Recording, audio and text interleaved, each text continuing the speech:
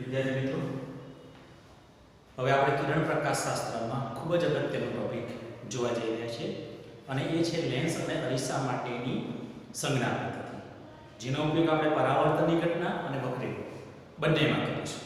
તો હવે જોઈએ લેન્સ અને અરીસા માટેની સંજ્ઞા.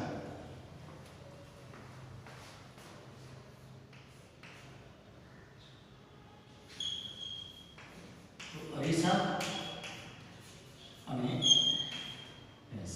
અરીસા તરીકે આપણે અહીંયા પર ગોળીય અરીસાની વાત કરીશું. ગોળીય અરીસા અને લેન્સ માટેની સંજ્ઞા. હવે સંજ્ઞા પદ્ધતિના આપણે નિયમ જોઈએ અને તેના આધારે સમજીએ. આ સમજવા માટે અહીંયા સંજ્ઞા પદ્ધતિના નિયમ છે. સંજ્ઞા પદ્ધતિના નિયમ.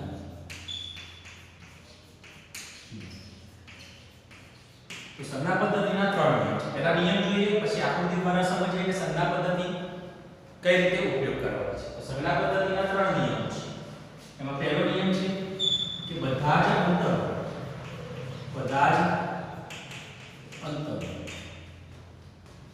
અરીસાના ધ્રુવ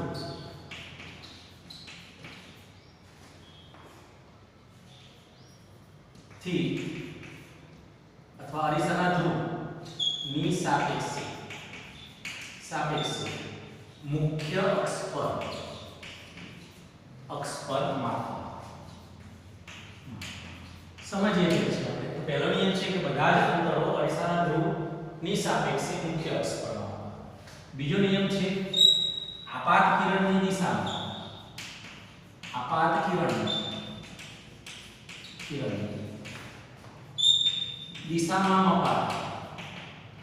મપાતા અંતરો ધન એટલે કે પોઝિટિવ અને વિરુદ્ધ દિશામાં મપાતા અંતરો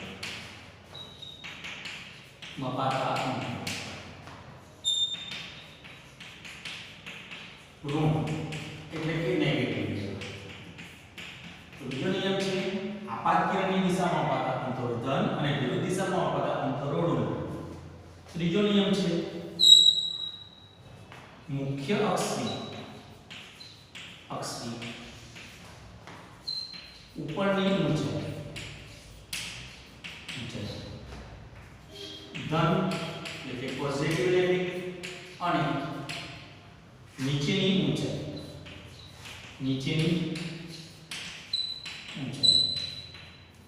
ઋણ એટલે કે નેગેટિવ. તો સંજ્ઞા પદ્ધતિના ત્રણ નિયમો છે. હવે ત્રણ નિયમો આપણે ગોળીય અરીસાના સંદર્ભમાં સમજીએ. તો આ સમજવા માટે અહીંયા હું એક અંતર્ગોળ અરીસો ધ્યાનમાં લઉં છું.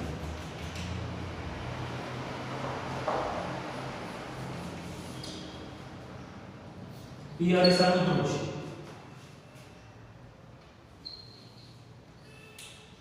C અરીસાનું વક્રતા કેન્દ્ર છે.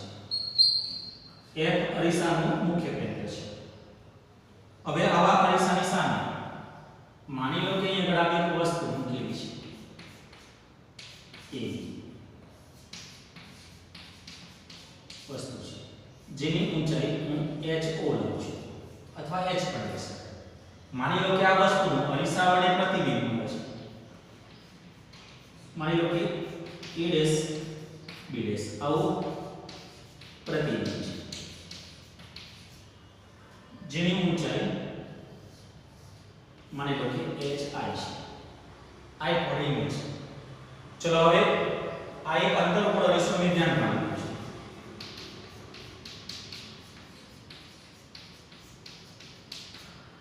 અને હું આકૃતિ A લઈશ. હવે આ આકૃતિ માટે આપણે સંજ્ઞા પદ્ધતિ લાગુ. ચલો હવે સંજ્ઞા પદ્ધતિના નિયમો છે. આ નિયમોમાં પહેલો નિયમ છે કે બધા જ અંતરો અરીસાના ધ્રુવ P ની સાપેક્ષે મુખ્ય અક્ષ પર માપ, અર્થાત તમે વસ્તુ કેટલા અંતરે મૂકી છે તો ધ્રુવ અને વસ્તુ વચ્ચેનું અંતર એટલે વસ્તુ અંતર કહેવાય. તો વસ્તુ અંતર માપો ત્યારે તમારે માપપટ્ટીનું 0 P બિંદુ પર રાખવું પડે. એટલે કે કોઈ પણ અંતર માપવું હોય તો મુખ્ય અક્ષ પર માપવાનું અને ધ્રુવ P થી જ માપવાનું, એટલે કે ધ્રુવની સાપેક્ષે. ચલો બીજો નિયમ છે કે આપાત કિરણની દિશામાં મપાતા અંતરો ધન અને વિરુદ્ધ દિશામાં મપાતા અંતરોને ઋણ. ચલો હવે આ વસ્તુ છે તો વસ્તુ પરથી નીકળતા પ્રકાશના કિરણો આ દિશામાં હશે, જે આપણા માટે આપાત કિરણ છે. ચલો હવે આપણે ક્રમશઃ આ અંતરો માપીએ.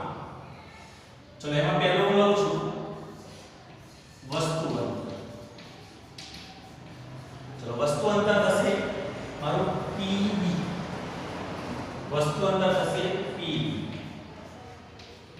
જેને આપણે અહીં U કહીશું. ચલો હું માપીશ P થી B તરફ અંતર માપીશ. તો મારો માપપટ્ટીનું 0 અહીં હશે. હું આમ અંતર માપીશ તો આપાત કિરણની કઈ દિશા થશે? વિરુદ્ધ દિશા થશે. તો સંજ્ઞા પદ્ધતિ પ્રમાણે આ અંતર કેવું લેવું પડશે? ઋણ લેવું પડશે, માઈનસ. P થી B તરફ આપાત કિરણની વિરુદ્ધ દિશામાં મને આપાત કિરણ અહીંયા સામું મળશે માપવા જશે. તો વસ્તુ અંતર કેવું થશે? ઋણ થશે. ચલો બીજું અંતર લઈશું પ્રતિબિંબ. તો પ્રતિબિંબ અંતર એટલે ધ્રુવ અને પ્રતિબિંબ વચ્ચેનું અંતર, જે મુખ્ય અક્ષ પર માપીએ તો પ્રતિબિંબ અંતર થશે PB'. તો પ્રતિબિંબ અંતર થશે મારું PB'. ચલો PB' માપીશ તો હું P આગળ માપપટ્ટીનું 0 રાખીશ અને આમ અંતર માપીશ તો મને આપાત કિરણ કેવું મળશે? સામું મળશે. એટલે પ્રતિબિંબ અંતર પણ અહીં કેવું થશે? ઋણ થશે. તો પ્રતિબિંબ અંતર સામાન્ય રીતે V ચિહ્ન વડે દર્શાવાય છે, તો અહીં લખીશ માઈનસ. આપાત કિરણની વિરુદ્ધ દિશામાં માપીશું. ચલો ત્રીજું અંતર લઈએ. ગઈકાલે આપણે વ્યાખ્યા જોઈ છે કે વક્રતા ત્રિજ્યા એટલે ધ્રુવ અને વક્રતા કેન્દ્ર વચ્ચેનું અંતર એટલે કે PC અંતર. તો હવે લખીએ અહીં વક્રતા ત્રિજ્યા, જેનું PC કહીશ. ધ્રુવ અને વક્રતા કેન્દ્ર વચ્ચે.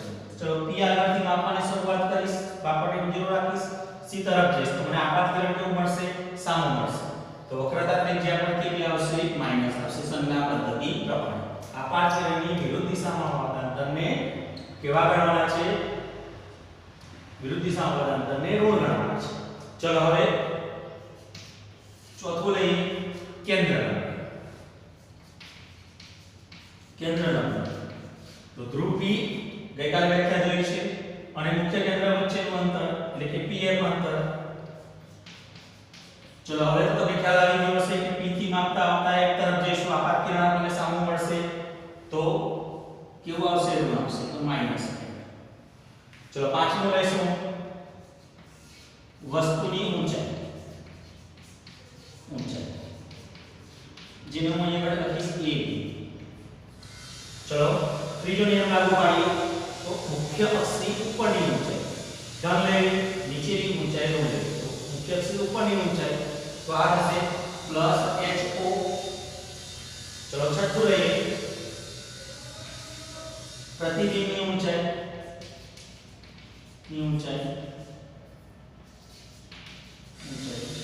તો પ્રતિબિંબની ઊંચાઈ થશે A', B'.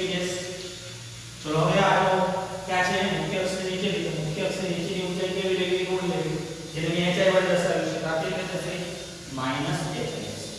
તો આપણે આ અંતર્ગોળ અરીસાના એક કિસ્સા સિવાય બાકીના બધા કિસ્સામાં આપણે કહી શકાય કે સંજ્ઞા પદ્ધતિ પ્રમાણે U, V, R અને M ઋણ મળે, વસ્તુની ઊંચાઈ ધન મળે અને પ્રતિબિંબની ઊંચાઈ ઋણ મળે. એક કિસ્સા સિવાય. હવે અંતર્ગોળ અરીસાનો એક કિસ્સો કયો? તો તમે ધોરણ 10 માં ભણી ગયા છો કે અંતર્ગોળ અરીસાના એક કિસ્સા સિવાય બાકીના બધા કિસ્સામાં પ્રતિબિંબ ઉલટું મળે. હવે એક કિસ્સો એવો છે કે જેમાં પ્રતિબિંબ સીધું મળે, તો એ પણ આપણે જોઈએ. તો ચલો અહીં ફરી હું આવો અંતર્ગોળ અરીસો ધ્યાનમાં લઉં છું. અંતર્ગોળ અરીસો P નું ધ્રુવ છે,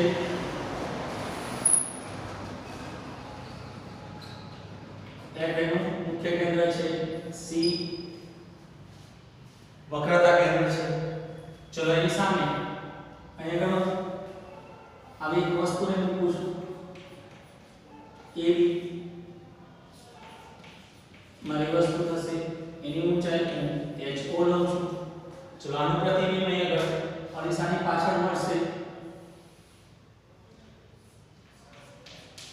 A ડેશ B ડેશ અને પ્રતિબિંબ સીધું મળશે HI. આને આપણે પ્રતિબિંબ કહીશું. ચલો હવે આ કિસ્સામાં અહીં તમે જોઈ શકો છો કે આ વસ્તુ છે આપાત કિરણની દિશા થશે. આપાત કિરણની દિશા.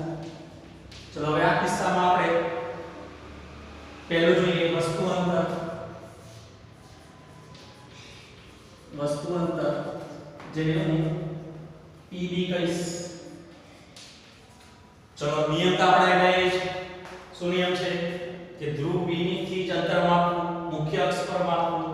તો P થી અંતર માપીશ PB, આપાત કિરણની વિરુદ્ધ દિશામાં અંતર માપીશ તો અંતર આમ માપીશ.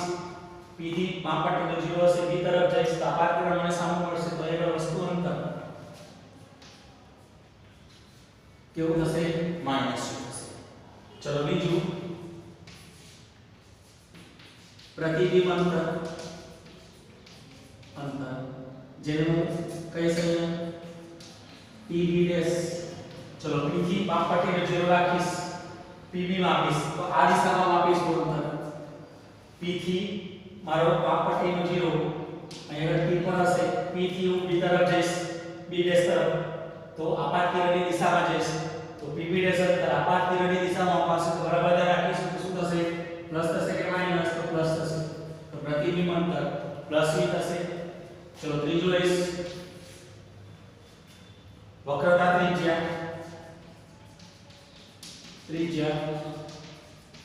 EC લખીશ, P થી C તરફ જઈશ આપાત કિરણ સામે મળશે માઈનસ. ચલો ચોથું લઈશ કેન્દ્ર લંબાઈ જેનું PF કહીશ. કઈ તરફ માપીશું? આપાત કિરણની દિશામાં વિરુદ્ધ દિશામાં માપીશું તો પેલું થશે -F. ચલો પાંચમું વસ્તુની ઊંચાઈ.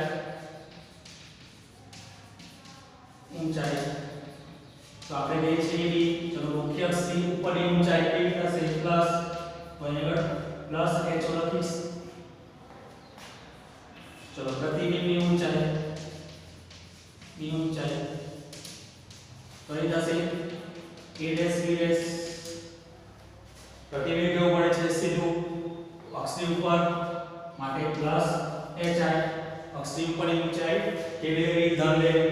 તો આ અંતર્ગોળાની સારા કિસ્સો ખાસ કિસ્સો થયો કે જેમાં એક જ કિસ્સામાં પ્રતિબિંબ સીધું મળે છે. એવા કિસ્સામાં પ્રતિબિંબ અંતર પ્લસ V થશે, બાકીની રાશિઓ માઈનસ થશે. સીધું પ્રતિબિંબ મળે છે એટલે વસ્તુની ઊંચાઈ પ્રતિબિંબની ઊંચાઈ કેવી થશે ધન થશે. ચલો હવે આપણે બહિર્ગોળાની સારા સંદર્ભમાં સમજીએ આ વસ્તુને.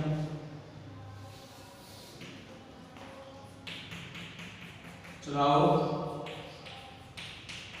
બહિર્ગોળાની શું છે?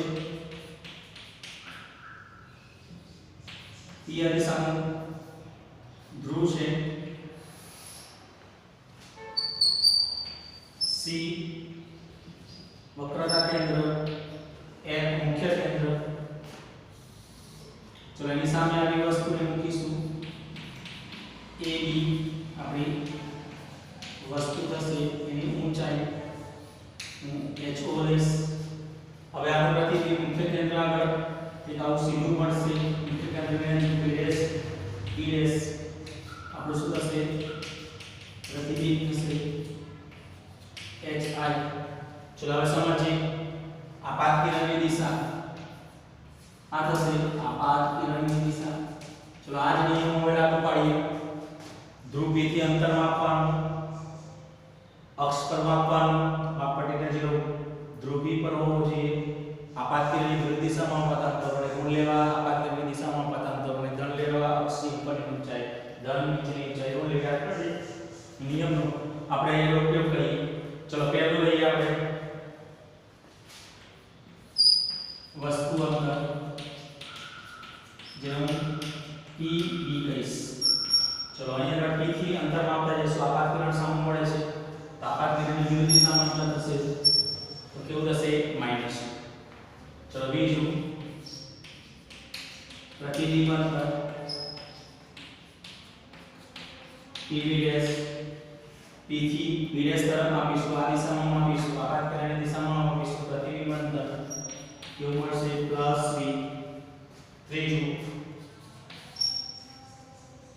વક્રતા ત્રિજ્યા જેને PC કહીશું, P થી C તરફ માપીશું, બોલો શું થશે +8 થશે, આપાત કર્યાની દિશામાં માપીશું. ચોથું કેન્દ્ર લંબાઈ PL એ પણ કેવું થશે પ્લસ થશે. ચલો વસ્તુની ઊંચાઈ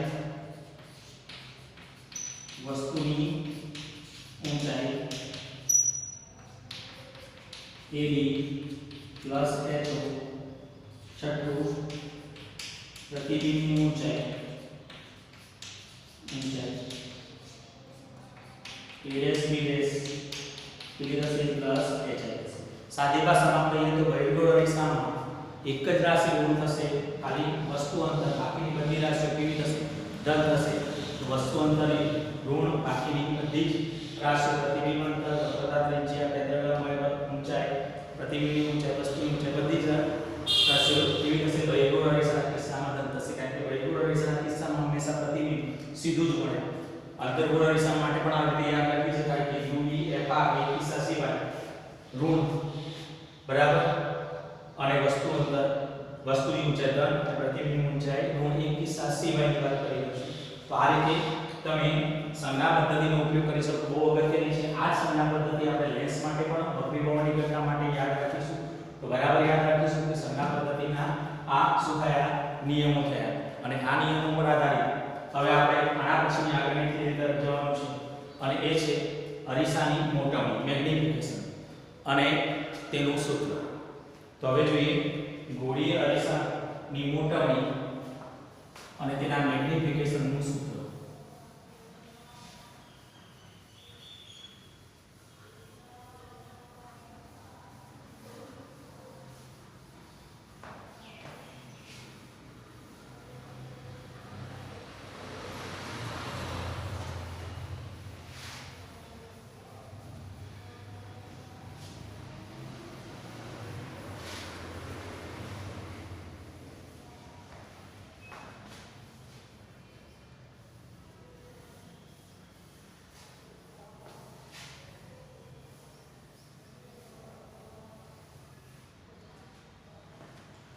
તો હવે આના પછીનો આપણો ટોપિક છે ગોળીય અરીસા ની મોટવણી અથવા એને લેટરલ મેગ્નિફિકેશન અથવા ટ્રાન્સફર મેગ્નિફિકેશન કહે છે. મોટવણીનું સૂત્ર m બરાબર -v/u.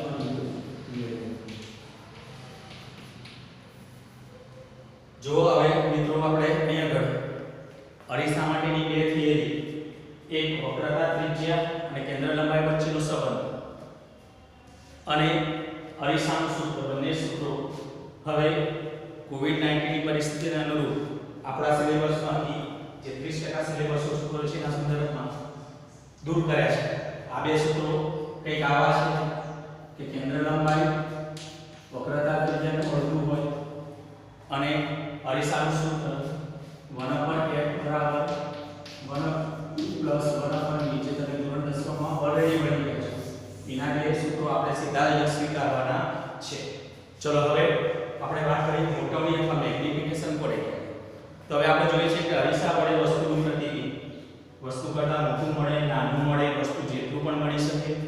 તો અરીસા વડે પ્રતિબિંબ કેટલું મળશે, કેવું મળશે, સીધું મળશે, ઉલટું મળશે, આભાસી મળશે કે વાસ્તવિક મળશે, તેની માત્રા દર્શાવતી રાશિ એટલે કે મેગ્નિફિકેશન અથવા મોટવણી.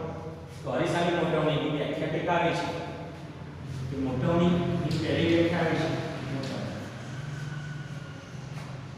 જેને મેગ્નિફિકેશન પરથી એમ કહેવામાં આવે છે, જેને લેટરલ અથવા ટ્રાન્સફર મેગ્નિફિકેશન પણ કહે છે. તો મોટવણી એટલે શું? મોટવણીની વ્યાખ્યા આવી થશે કે પ્રતિબિંબની ઊંચાઈ, બેની ઊંચાઈ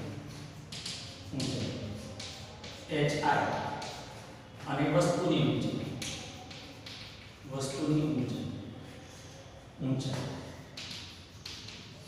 HO ના ગુણોત્તર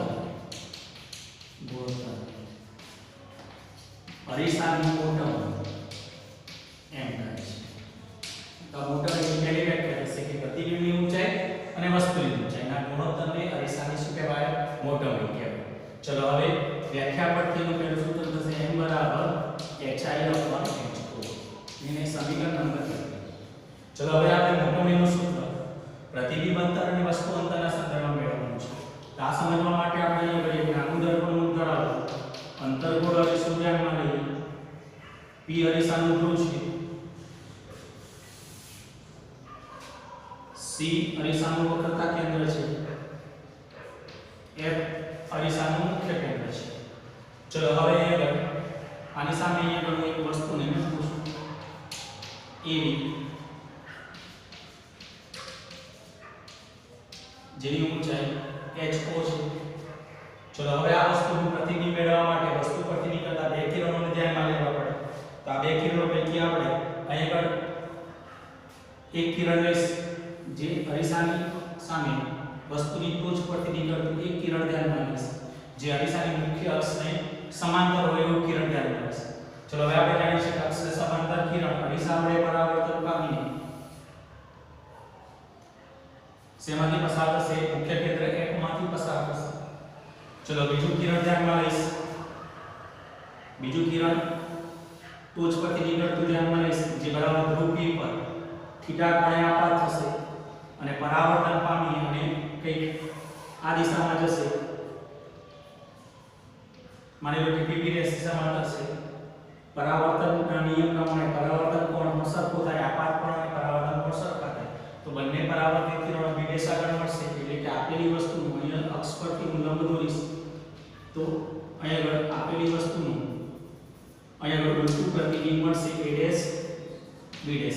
a' એ ટોચ a નું પ્રતિબિંબ છે, b' એ b નું પ્રતિબિંબ છે. તો a' b' આપણું શું થશે? પ્રતિબિંબ થશે જે આપણને કેવું મળશે? ઉલટું મળશે. આને હું કહીશ hi પ્રતિબિંબની ઊંચાઈ. ચલો હવે આકૃતિ પરથી જોઈએ તો ખૂણો APC એના બરાબર થીટા જેને હું આપાત કોણ કહીશ. પરાવર્તનના નિયમ પ્રમાણે ખૂણો CPA'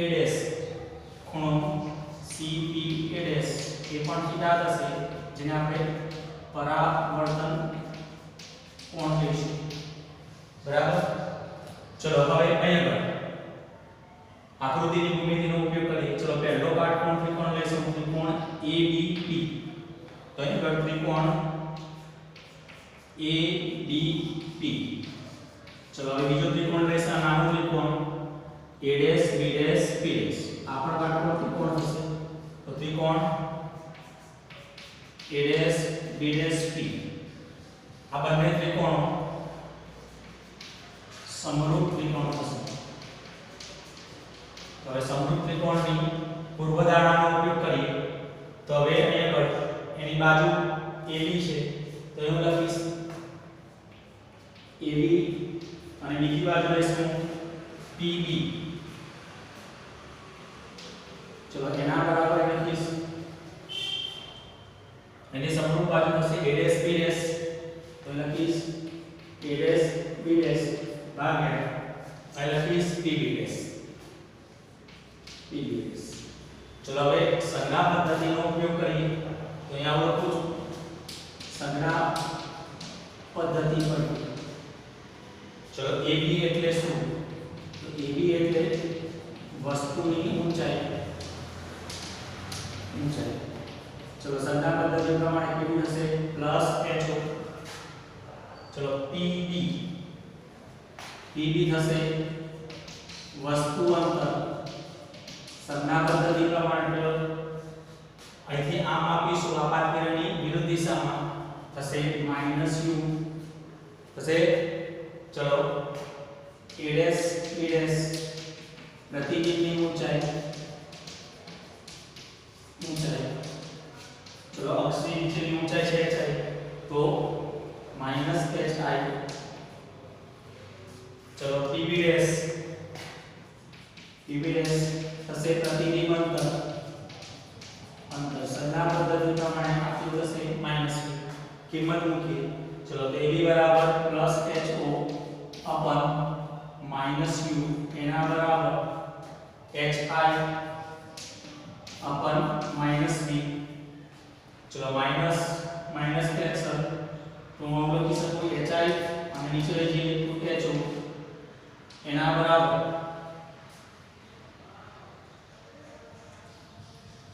આ થશે માઈનસ તો અહીંયા આગળ આ માઈનસ એટલે આ માઈનસ માઈનસ કેન્સલ તો hi અપન ho એના બરાબર માઈનસ થશે એટલે માઈનસ v અપન u ચલો હવે જોઈએ સમીકરણ 1 પરથી hi અપન ho તો અહીંયા લખાય તો કોણ hi અપન ho એના બરાબર તો m એટલે કે મોટાની વ્યાખ્યા મુજબ તો હવે આપણું m નું સૂત્ર થશે m બરાબર માઈનસ v અપન આ દિશાની મોટાની સૂત્ર થશે ચલો હવે અંતર્ગોળ અરીસાના કિસ્સામાં મોટાની ઋણ મળે છે તો બરાબર યાદ રાખીએ કે જો અરીસાની મોટાની ઋણ મળે તો શું થાય તેનું અર્થઘટન એ થાય કે પ્રતિબિંબ ઉલટું અને વાસ્તવિક હશે તો જો અરીસાની મોટાની